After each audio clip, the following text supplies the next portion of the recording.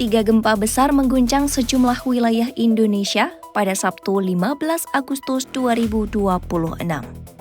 Dari Laut Flores, Simalungun, hingga Parigi Mautong, gempa disusul 1.624 aktivitas gempa susulan hingga 17 Agustus 2026. Rangkaian gempa ini kembali menunjukkan betapa aktifnya kondisi geologis Indonesia. Lalu, mengapa Indonesia menjadi salah satu wilayah yang paling rawan gempa dan provinsi mana saja yang berada di jalur cincin api Pasifik? Tiga gempa besar mengguncang sejumlah wilayah Indonesia pada Sabtu, 15 Agustus 2026. Gempa tersebut terjadi di Laut Flores, Nusa Tenggara Timur, Simalungun, Sumatera Utara, dan Parigi Mautong, Sulawesi Tengah.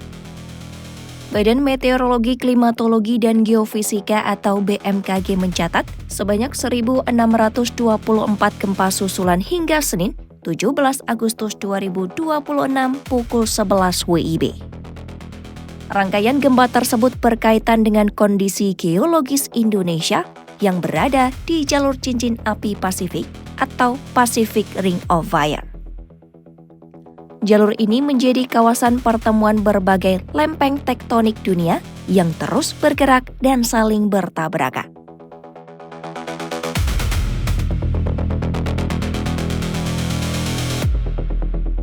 Direktur Gempa Bumi dan Tsunami BMKG Wijayanto menjelaskan, cincin Pasifik merupakan zona berbentuk tapal kuda dengan panjang sekitar 40.000 km.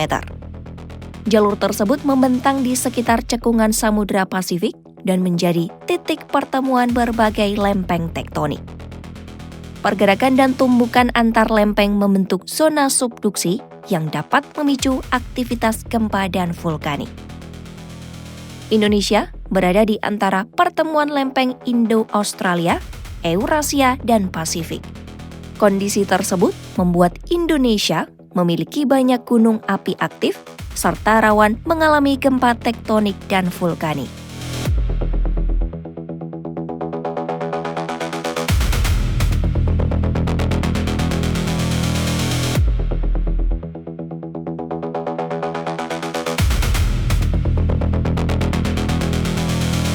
Jalur cincin api Pasifik tidak membentuk lingkaran yang sempurna.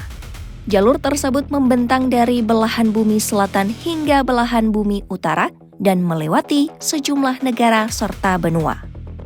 Di benua Amerika, jalur ini membentang dari pesisir barat Amerika Selatan termasuk Chile dan Peru menuju Amerika Tengah hingga pesisir barat Amerika Serikat dan Kanada. Jalur itu kemudian memasuki semenanjung Alaska dan Kepulauan Elliot. Dari kawasan Asia dan Oseania, jalurnya berlanjut melalui pesisir timur Rusia, Jepang, Filipina, Indonesia, Papua Nugini, hingga Selandia Baru.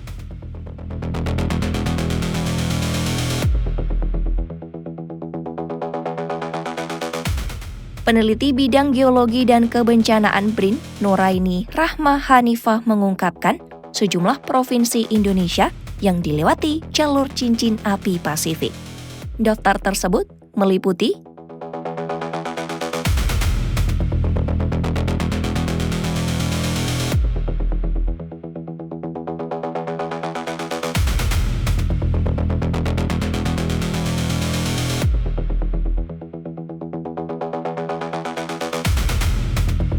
Nuraini Rahma Hanifah mengingatkan daftar provinsi tersebut masih mungkin memiliki kekurangan. Kondisi tersebut terjadi karena pembagian wilayah administratif Indonesia terus berkembang, termasuk akibat pemekaran provinsi. Karena itu, daftar wilayah yang disebutkan tidak dapat langsung dianggap sebagai daftar yang sepenuhnya final.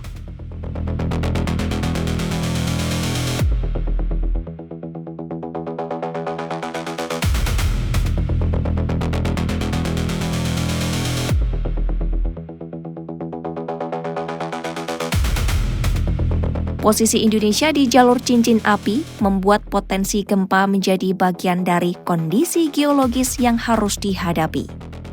Wijayanto mengingatkan potensi gempa termasuk ancaman gempa megatrust merupakan fakta geologis sehingga masyarakat perlu mengutamakan kesiapsiagaan bukan kepanikan.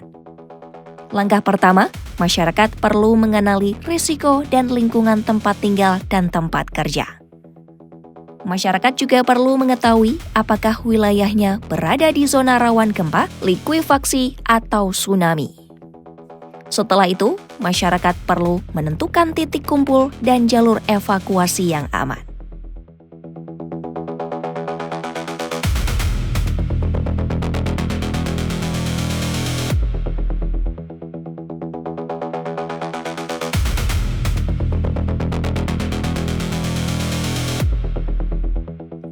Wijayanto juga menyarankan masyarakat memastikan struktur rumah dibangun sesuai standar tahan gempa.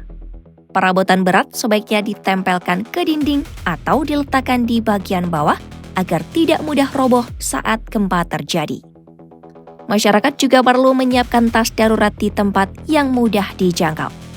Tas tersebut dapat berisi dokumen penting, perlengkapan P3K, air minum, makanan tahan lama, senter, baterai cadangan, dan peluit.